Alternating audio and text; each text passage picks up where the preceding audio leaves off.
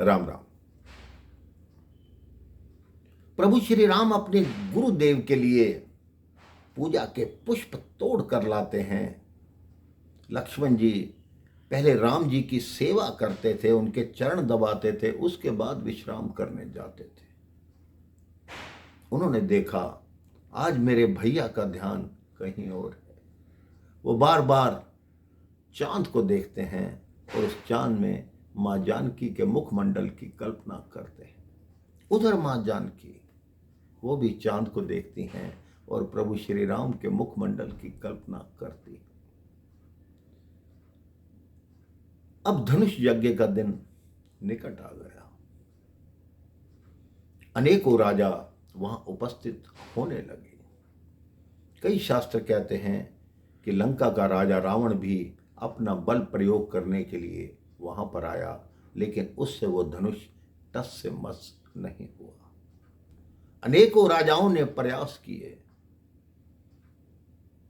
तब ऋषि विश्वामित्र प्रभु श्री राम और लक्ष्मण के साथ उस यज्ञशाला में प्रवेश करते हैं।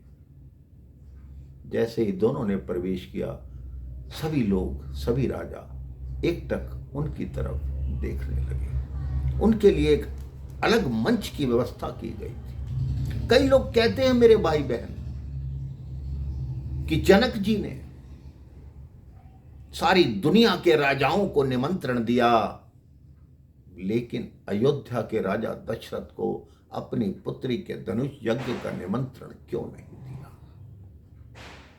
इसकी एक छोटी सी कथा शास्त्रों में कहीं सुनाई देती है।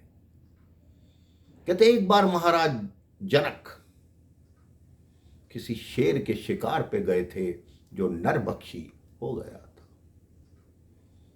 उन्होंने जैसे ही शेर को बाण मारा, वो शेर तो बाण चूक गया, लेकिन उसके पीछे गाय जा रही थी, वो बाण जाकर गाय को लग गया। महाराज जनक प्रायश्चित करने लगे कि मेरे हाथ से गौ हत्या हो गई। उनके मंत्रियों ने बताया, महाराज ये जो गाय मरी है ये अयोध्या की सीमा में मरी है, वहां के राजा दशरथ हैं, अगर वो चाहें तो इस गाय को पुनः जीवित कर सकते हैं। उन्होंने अपने एक दूत को भेजा कि जाओ, महाराज जनक ने कहा है, महाराज दशरथ से निवेदन करो कि इस गाय को पुनर्जीवित कर दें। कहते हैं उस समय महाराज दशरथ अपनी दाढ़ी बनवा रहे थे। जो कर्मचारी उनकी दाढ़ी बना रहा था, उन्होंने कहा ऐसा करो, ये जल ले जाओ और जाकर उस गाय पे छिड़क दो, वो गाय खड़ी हो जाएगी। मेरे भाई बहन, उस दाढ़ी बनाने वाले कर्मचारी ने जाकर जैसे ही जल छिड़का, वो गाय खड़ी हो गई। तो महाराज जनक ने निमंत्रण इसलिए नहीं भेजा, कहीं मैं धनुष यज्ञ का निमंत्रण भेजूं और महाराज दशरथ स्वयं ना आए, किसी भी अपने कर्मचारी को भेज दें कि जाओ और धनुष तोड़ दो, मुझे उसी के साथ ही सीता का विवाह करना पड़ जाएगा। अब ऋषि विश्वामित्र दोनों राजकुमारों को लेकर आए। उनका परिचय महाराज जनक से पहले ही हो चुका था। अब राजा बल लगाते हैं, हंसते हैं, एक दूसरे पे हंसते हैं। एक राजा कहता है तुमसे नहीं टूटा, वो कह रहा तुमसे कौन सा टूट गया। आपस में बहस करते हैं।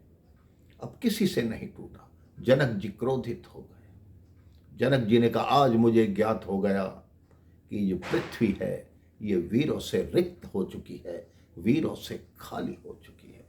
इस बात को सब तो सहन कर गए मेरे भाई बहन, सारे राजा सिर झुका के बैठे रहे, लेकिन लक्ष्मण जी सहन नहीं कर पाए। वो क्रोधित होकर खड़े हो गए कि हे राजा जनक, क्यों बिना विचारे कहते हो, ये वचन तुम्हारे तीखे हैं, करते हैं घायल हृदय को, बरछी हैं बाण सरीखे हैं। जिस सभा में एक भी रघुवंशी हो, वहां ऐसे अपशब्द कहना आपको शोभा नहीं देता। प्रभु श्री राम जी लक्ष्मण जी को समझाते हैं कि महाराज जनक हमारे बड़े हैं और इस समय बहुत बड़ी निराशा में पड़े हैं, इसलिए तुम क्रोध मत करो। अब धनुष यज्ञ की अगली कथा मैं आपको अगले प्रसंग में बताऊंगा, क्योंकि धनुष यज्ञ का प्रसंग सबसे ही प्रभावशाली और प्रभु श्री नारायण और माँ लक्ष्मी के मिलन का प्रसंग है। राम राम, जय श्री राम।